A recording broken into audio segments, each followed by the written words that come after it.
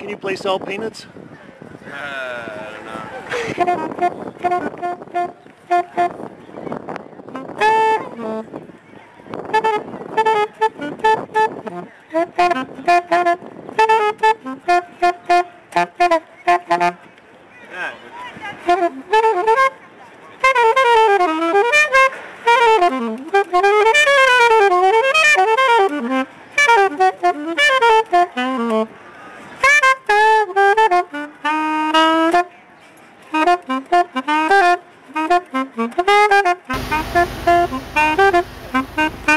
Well, we're here at Bookstein, 10th Avenue.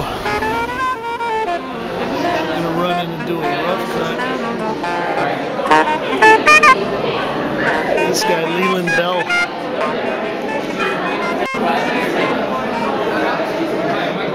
Leland Bell is quite an interesting artist. He was someone that came to New York and was a big supporter of the abstract artists, people like Mondrian. And early in his career, he got involved with a group of artists like Neil Blaine and Larry Rivers, Louise Madersdorfer at the Jane Street Gallery. And these people were all kind of trying to reestablish figurative painting as an important practice. You know, even though he supposedly was a figurative artist, you can see that there's a lot of abstract compositional elements that he's adding in here. These kind of big slabs of color behind the figures, this sky. It's very abstract.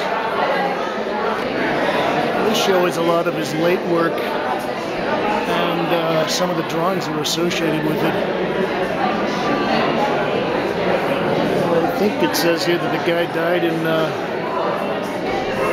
1991. Well, I believe this piece is titled Family Group.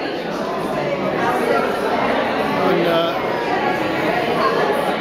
all its work is done with acrylic and chalk on canvas.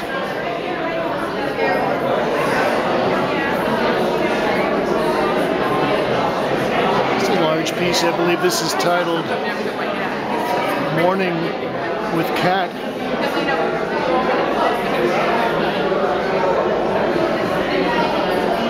I think Leland Bell also was one of the people that worked for Hill Araby at the Museum of Non-Objective Art with Jackson Pollock back in the early 40s.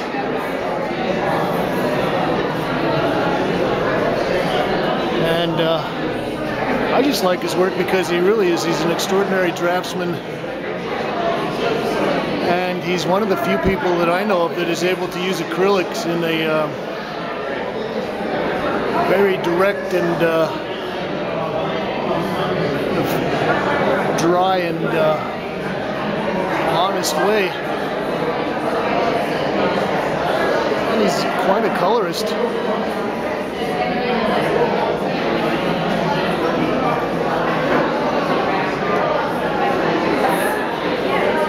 Might also be titled Family Group.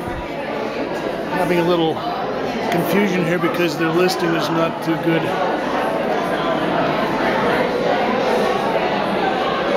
This is another one of his morning studies.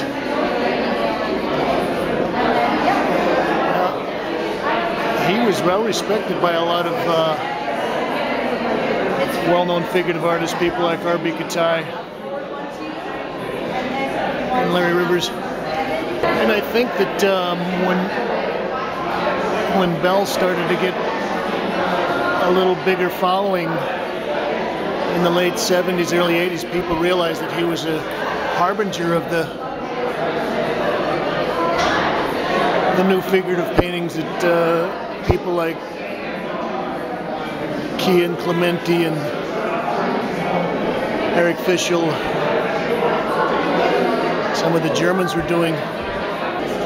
You know, and there's a lot of pedimetti, a lot of erasure, and adjusting and readjusting the lines.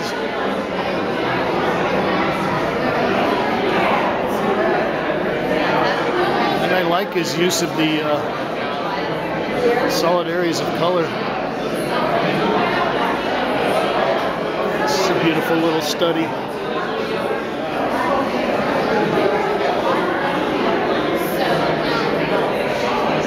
It's maybe something like 20 inches square, 24 inches square. Well, I think that the kind of commitment that Leland Bell was showing in his kind of stubborn loyalty to figuration is parallel to some other well-known painters like Balthus and Alex Katz and Phil Pearlstein. Let's run in and look at some of the smaller works and drawings in the back room.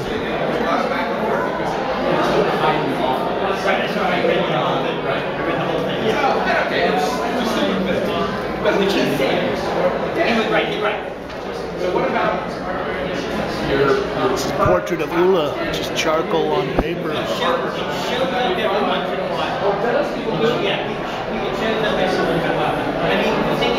Some beautiful little studies in gouache.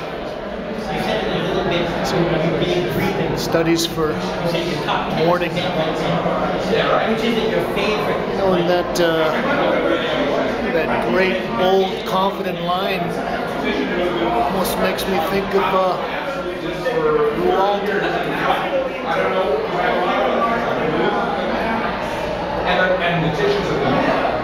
but I think he definitely had a classic strain. Some beautiful self-portraits.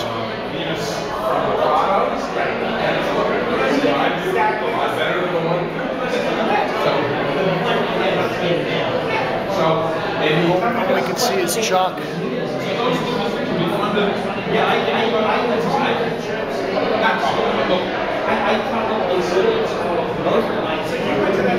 No, it says in the press release that all of these works are from about the last decade of his life.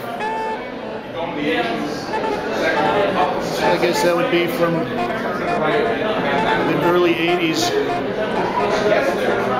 That's a nice piece. It's titled Reykjavik.